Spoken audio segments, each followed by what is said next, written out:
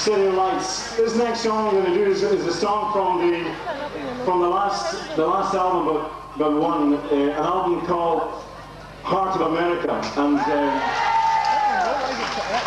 can I say thank you very much to anybody who's here, because I like to thank people for support, and I was absolutely delighted when this album was voted Album of the Year in the Scottish Trad Music Awards.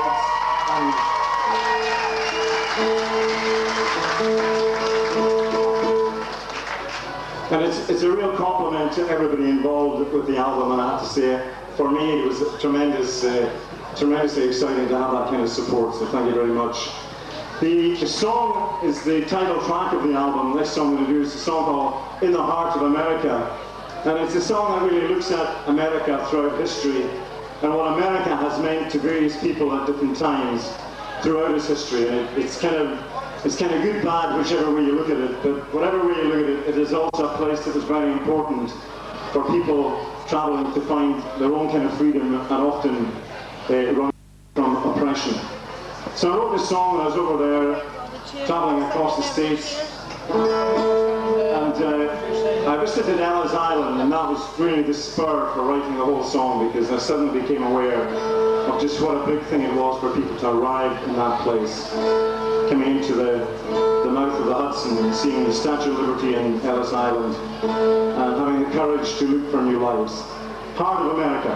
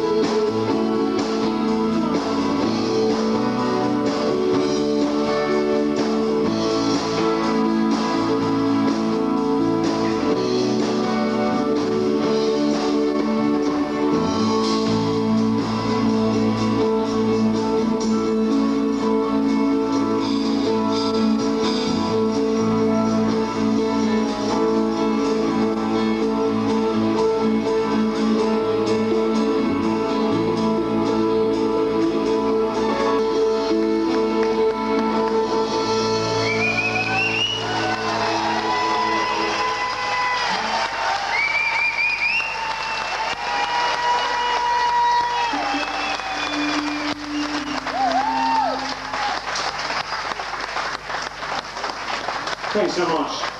I'm going to sing a song this time that we recorded live at the concert hall, and it goes back to I think the very first solo album which I recorded.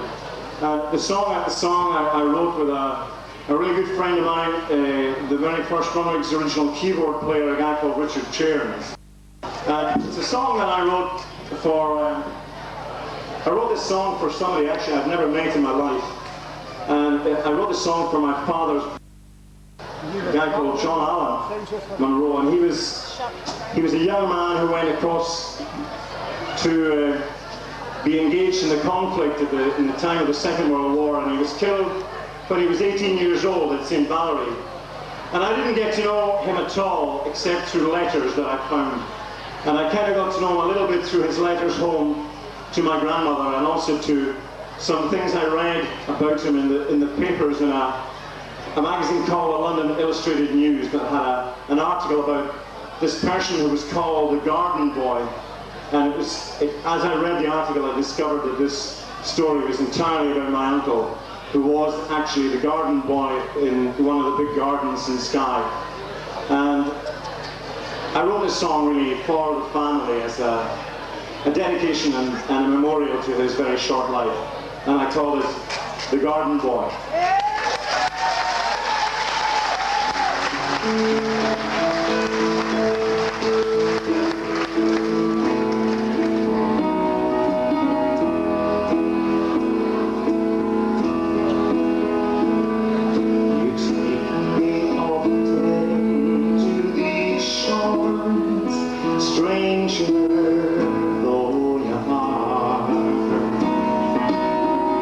Wasted by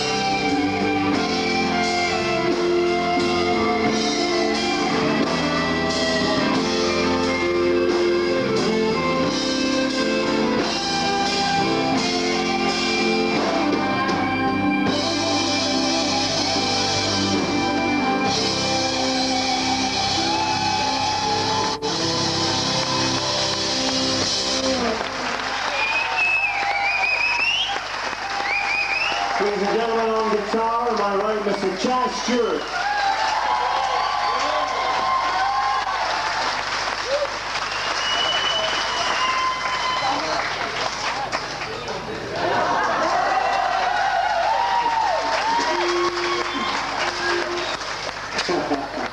On my right, on guitar, Mr. Chaz Stewart.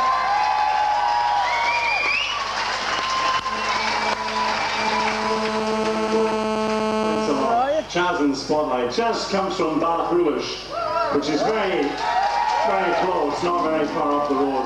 I'm doing the front. On my left, on guitar, Mr. Mark Dobie.